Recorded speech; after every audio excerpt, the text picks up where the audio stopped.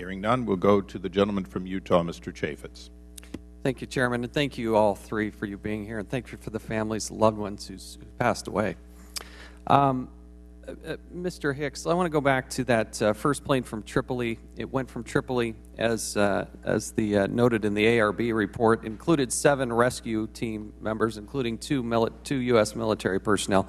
That plane then returns to Tripoli, and the first rescue team that is there is now really engaged in the attack. You have no idea, as my understanding, as to when the attack is going to end. So the second rescue team is preparing to go. And I want you mentioned it in your opening statement, but if you could please go back to what the second team, now the second team included 4 U.S. military. These are highly trained Special Forces personnel, one of which is a medic. And yet these military personnel do not operate under your authority, and your permission is not enough for them to go. Explain to me again exactly what happened.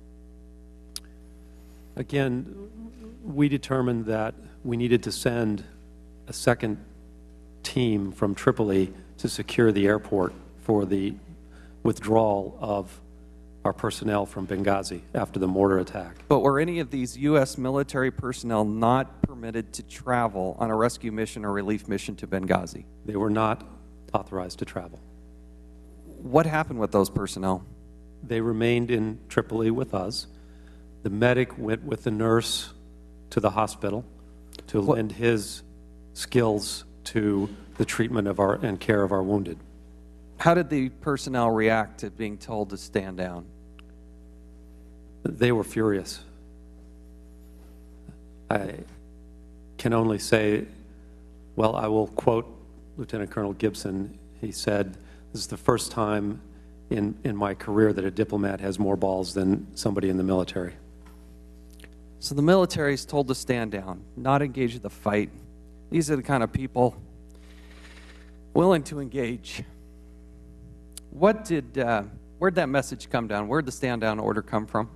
I believe it came from either AFRICOM or SOC Africa. Now my understanding is that General Ham was actually not in Stuttgart, where AFRICOM's headquartered, but he was in Washington, D.C. Is that correct? I don't know the whereabouts of General Ham on that night. Mr. Chairman, this is something that we're going to have to continue to explore. I need to move quickly now to Mr. Thompson, if I could.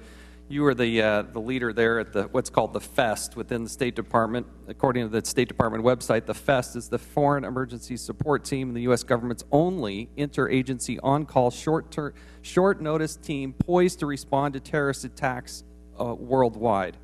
I want to read to you an excerpt of an email sent by you to Kathleen Austin Ferguson on Tuesday, September 11th, 2012 at 9:58 p.m. Could you help me understand who is Kathleen Austin Ferguson? She's Undersecretary Kennedy's deputy. You wrote, quote, "I am told that Pat Kennedy participated in a very senior conference call with the White House and discouraged a FEST option.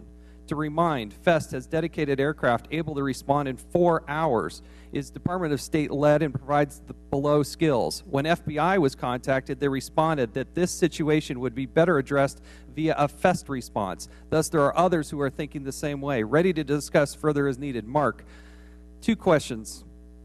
Could the gentleman suspend for a moment? Earlier, there was one document that had not been placed in the record because it hadn't been provided through official channels, and I'd ask that we get that. I think it came from Mr. Gowdy. And then, Mr. Chaffetz, if you could make your document available so we could make copies.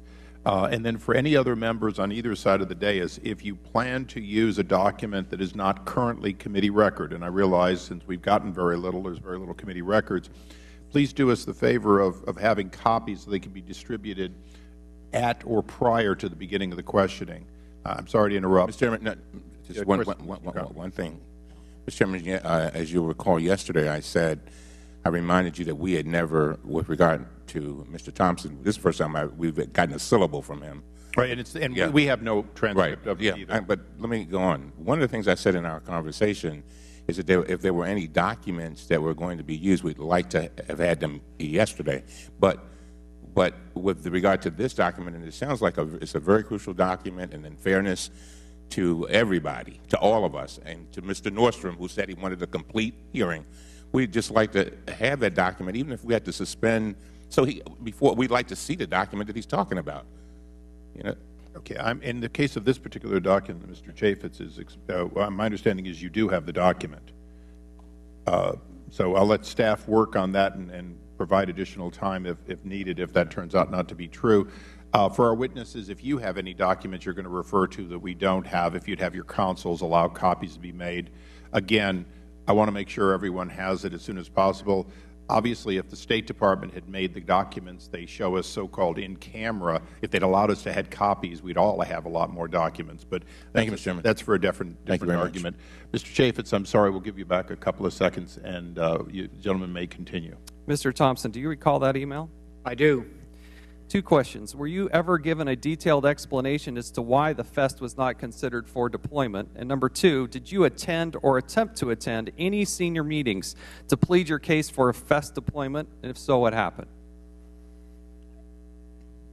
The reason I was given was that this was not the time for the FEST. It might be too unsafe for the FEST. And I got that through Ms. Austin Ferguson. I readdressed that with her. I readdressed it with her staff 2 days later. Did you attempt to attend any meetings? The next morning there were VTCs. I presumed I would be part of that. I was told not to attend those, although CT was represented there. The FEST portion and the response portion of the Counterterrorism Bureau was not represented there. So why were you not called into action? This is what you trained for. It's what tabletops are for. It's what you're prepared to do. Why was FEST not called into action? I do not know.